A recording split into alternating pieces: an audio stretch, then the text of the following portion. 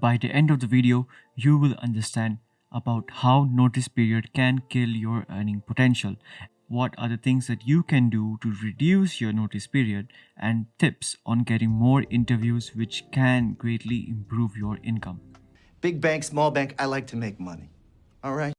Hey everyone, I'm Rohit, a software engineer at PayPal.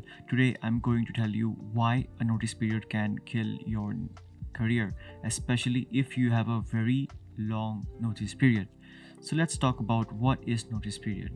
So for those who are new into the IT industry or freshers, notice period is a period of time that you have to work in a company before you can formally leave the company after you have formally informed your employer that you want to leave. Well, actually, let me just say something. I'm quitting. This is a mandatory period of time that you have to work even when you don't want to work and you want to leave the company. Working in a toxic environment and you want to leave the company, and on your contract the notice period is 2 to 3 months, which is quite common in India. You have to deal with all the toxicity and the impact that would have on your mental health if your company culture is not that great. Another most important impact of this long notice period is the dreaded job hunt. So there's a cycle. When you try to do a job hunt and when you have the first recruiter call, when they ask you what is your current notice period, and if you have a notice period of 3 months, and if that company has a much shorter notice period than 3 months, then it's a very high chance that the recruiter would say that they are looking for an immediate joiner and they will drop your profile. Now, this is a very bad situation to be in, as you can't reduce your notice period amount unless there is a buyout option, which some new employer is also ready to pay for it. However, your current employer must also accept the buyout, and there must be a buyout clause in your employee contract, and it also depends on the situation. It is up to the company if they want to accept that buyout. So, how can you fix this? So, the only strategy for a person having a long notice period would be to simply give interviews for the companies which has the same amount of notice period and resign officially from the current company and try to interview for other companies which are having lesser notice period. Now, some people might say that this is unethical. However, I see this as in a business sense. You have to do what is in your interest, as even the companies have policies and make decisions based on the company's interest. So it is purely professional. Just be kind and honest to everyone, and there shouldn't be any problem.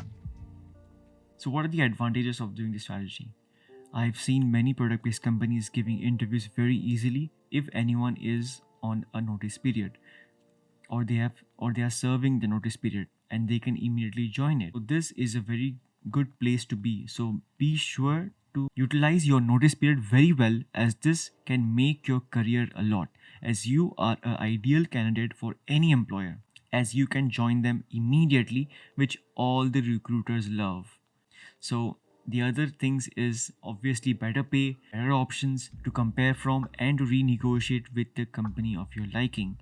And the next company that you're going to join can have a lesser notice period, which helps you to switch easily in your next career jump. There's a next thing that is more worse than notice period.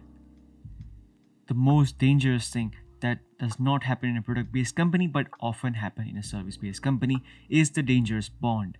A bond is that you have to work for a particular company for 1 year or 2 years or X number of years, and if you want to quit the company, you would have to pay the company a huge amount of money, which is 3 to 5 times of your monthly salary. In some cases, it could be your yearly salary as well. The sky is the limit, and you have to be really careful, because if you think logically, why would any company put this clause in the employee contract letter? The only logical thing that could be is that the company is facing a very high attrition rate, and if any company is facing a high attrition rate, to reduce this attrition rate, they introduce the concept of bond. Now, if a company is facing high attrition rate, you should really think careful of why you want to join that company. Now, the problem is that this can act as a mental barrier in the minds of employee that they can't leave a company before their bond expires. And this is very, very bad, as this is some sort of manipulation that they do to the employee's mind. However, if we look at the company's side at the moment, they are losing business as employee quit often due to a bad work environment, so they are losing money as well. So be careful before joining such companies.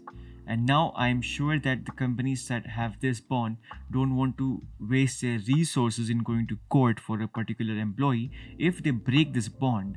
There is a great video from Labor Law Advisor regarding the employee bond in India, and whether it is really legal in your particular case or not, and do you really have to pay the company back the amount that is written in the bond or not. Link is in the description below, which talks about this in great detail. So that's all for this video. Thanks for watching.